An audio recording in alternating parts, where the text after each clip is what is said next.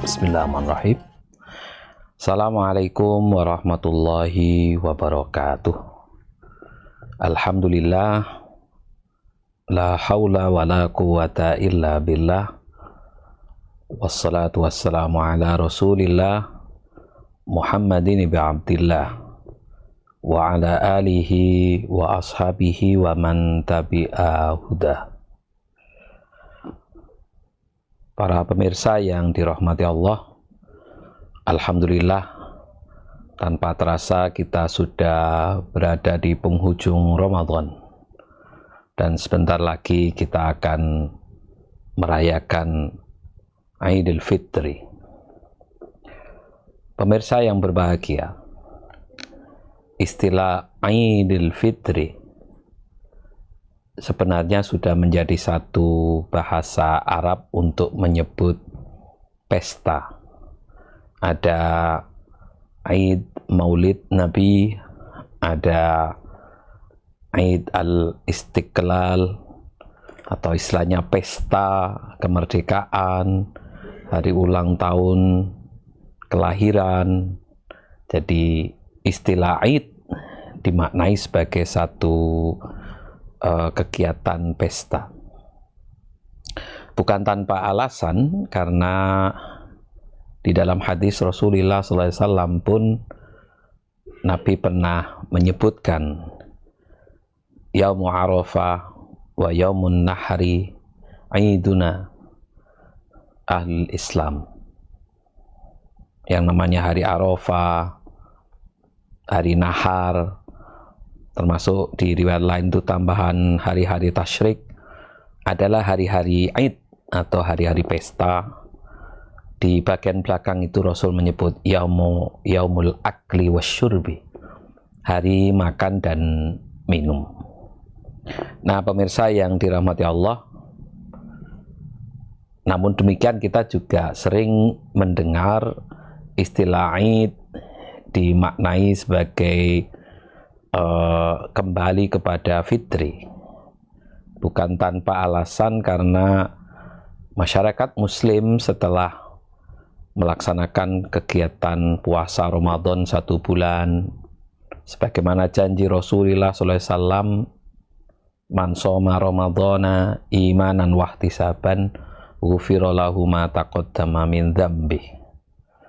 Siapa yang menjalankan puasa Ramadan didasarkan pada iman dan mengharap ridho Allah, mengharap balasan dari Allah, maka diampuni dosanya yang telah lalu. Itu artinya bahwa Ramadan menjadi wahana pembersih kita, yang dalam bahasa umum juga dikenal kembali kepada fitrah. Nah, kaum muslimin rahimakumullah, kembali kepada fitri ini juga didukung oleh banyaknya amalan yang dilakukan di bulan Ramadan, termasuk sholatul lail atau qiyamul Ramadan, dan kita lebih populer menyebutnya sebagai tarawih. Nabi juga menyampaikan, man qoma ramadhana imanan wahtisaban ghufira lahu ma taqaddama min dzambi.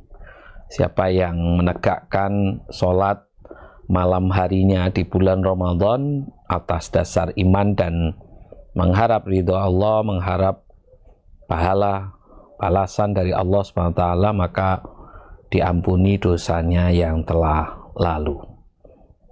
Itu semakin lengkap kembalinya kita kepada pribadi-pribadi yang bersih, yang disebut juga sebagai kondisi fitri, kondisi yang suci gitu ya.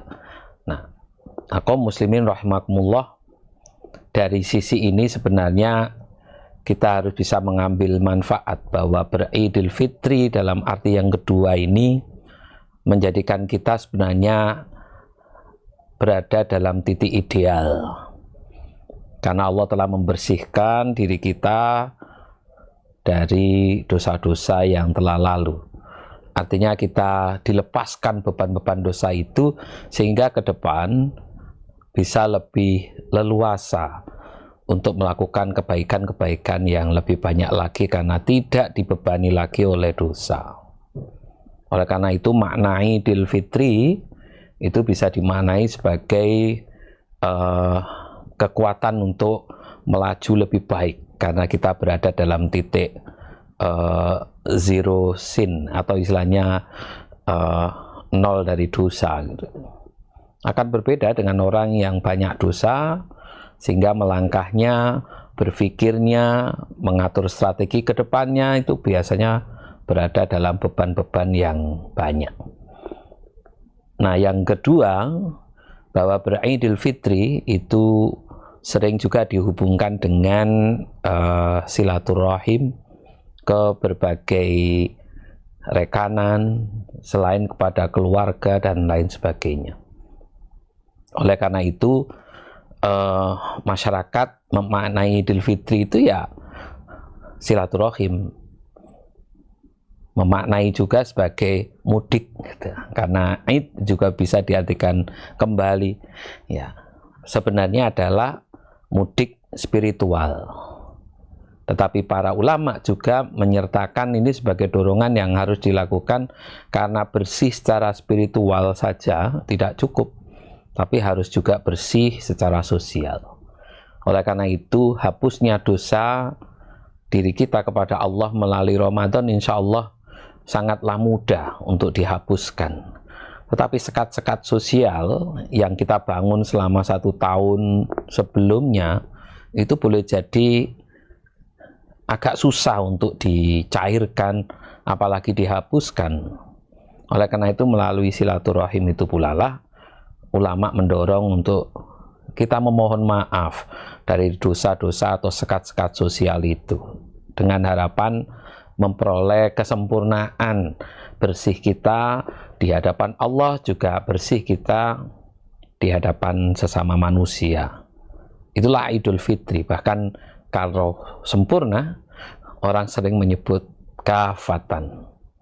Lalu kita mohon maaf mungkin agak terpeleset menjadi kupatan gitu. Maka kenapa pasca 1 Syawal diikuti dengan silaturahim, diikuti pula dengan puasa sunnah, maka pada hari berikutnya dikenal dengan kupatan atau kafatan. Nah, kaum muslimin yang dirahmati Allah, itulah makna sebuah Idul Fitri atau kembali kepada fitrah. Jadi satu dorongan bagi kita untuk bisa memulai yang lebih baik karena kondisi kita dalam kondisi ideal, tidak ada beban dosa dan kita bisa melaju yang lebih baik. Ulama menyarankan untuk kita menyampaikan satu ungkapan yang sering kita dengar itu taqabbalallahu minna wa minkum, tapi juga biasanya ditambahkan ja'alanallahu wa iyyakum minal aidin wal faizin. Semoga Allah menjadikan kita termasuk orang-orang yang kembali kepada fitri, tapi juga menjadi para pemenang. Nah, kaum muslimin rahimakumullah, istilah kembali kepada fitri seperti yang sudah saya jelaskan tadi, tetapi untuk menjadi seorang faizin, pemenang, sebenarnya Al-Quran dalam surah Taubah juga sudah memberikan rinciannya. Alladzina amanu wa hajaru wa jahadu bi amwalihim wa anfusihim a'dhamu darajatan indallah wa ulaika humul faizun. Jadi orang-orang yang faiz, orang-orang yang menang itu adalah orang yang beriman, orang yang berhijrah, dan orang yang berjuang di jalan Allah. Beriman artinya orang-orang yang sudah menjalankan ibadah puasa itu sudah teruji imannya, setidaknya iman pada Allah dan hari akhir. Kenapa demikian? Karena orang yang berpuasa itu cara mengukurnya adalah dirinya dan Allah. Nggak ada yang tahu dia puasa atau tidak. Di kesendirian bisa saja dia melakukan pelanggaran itu, tapi jika dia tetap berpuasa maka teruji imannya, karena yakin bahwa Allah dimanapun kita berada tetap tahu.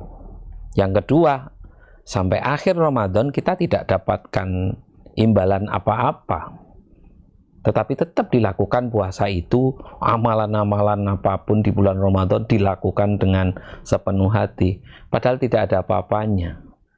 Itu menunjukkan bahwa dia yakin tetap ada apa-apanya, yaitu balasan di hari akhir besok. Maka uji keimanannya telah terbangun. Yang kedua, wahajaru, orangnya mau berhijrah, mau berpindah, beralih. Dan orang yang berpuasa itu sudah teruji, berpindah dari situasi kondisi yang biasanya konsumtif, kemudian menjadi ya agak direm lah begitu. Yang biasanya lupa ibadah, di Ramadan rajin ibadah gitu. Nah, jadi itu namanya mau berpindah, beralih. Yang biasanya mungkin jarang sodako, tapi saat di Ramadan mungkin senang berbagi. Ya, biasanya hura-hura, pada Ramadan ini ngerem. Itu artinya dia mau berubah menjadi lebih baik. Ya, sayangnya biasanya ini hanya berhenti di Ramadan, kemudian setelah selesai Ramadan ya kembali lagi seperti semula. Makanya orang Jawa menyebut telasan. Sudah habislah aktivitasnya, tadarusnya habis, salat malamnya habis, sedekahnya juga habis. Ya, mudah-mudahan kita tidak termasuk yang itulah. Tapi semangat hijrah ini terus tumbuh, beralih menjadi lebih baik itu terus tumbuh. Dan terakhir, ciri orang yang faiz adalah orang yang mau berjuang di jalan Allah dengan hartanya, dengan apa yang ada pada dirinya. Dan orang yang menjalankan ibadah puasa yang lalu ini sudah tentu, sudah teruji gitu, mau berubah sekaligus diikuti dengan perjuangan yang begitu rupa. Sampai ya tidurnya juga nggak nyenyak gitu ya. Ya, dia harus menahan diri dari laparnya gitu. Dia harus menjadwal lagi kegiatan malamnya karena harus dikurangi dengan kegiatan tarawih, witir, dan lain sebagainya. Itu artinya pada bulan Ramadan teruji perjuangannya berjihad di jalan Allah, baik dengan dirinya maupun hartanya. Nah, dengan hartanya sudah tentu ya dia mau berbagi dengan yang lain, sedekah harian di bulan Ramadan, termasuk zakat fitri, dan lain sebagainya. Nah, kaum muslimin rahimakumullah, maka makna saat Idul Fitri minal aidin wal faizin mungkin perlu kita upgrade pemahamannya sebagaimana hal tersebut.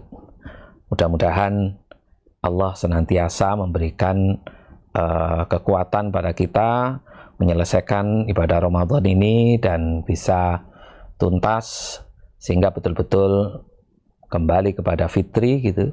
Kemudian kita bisa merayakan beridul fitri, berpesta, berbuka kembali gitu. Tetapi semangatnya yang baik harus kita tetap pertahankan dan tradisikan terus-menerus. Nah, mudah-mudahan di tahun yang akan datang kita bisa mengeliminir atau setidaknya mengurangilah hal-hal yang bersifat tidak baik, sehingga kualitas keimanan, ketakwaan kita kepada Allah semakin meningkat. Saya kira itu yang bisa saya sampaikan. Mudah-mudahan ada manfaatnya. Kurangnya mohon maaf. Aqulu qouli hadza astaghfirullahal azim. Innallaha ghafurur rahim. Assalamualaikum warahmatullahi wabarakatuh.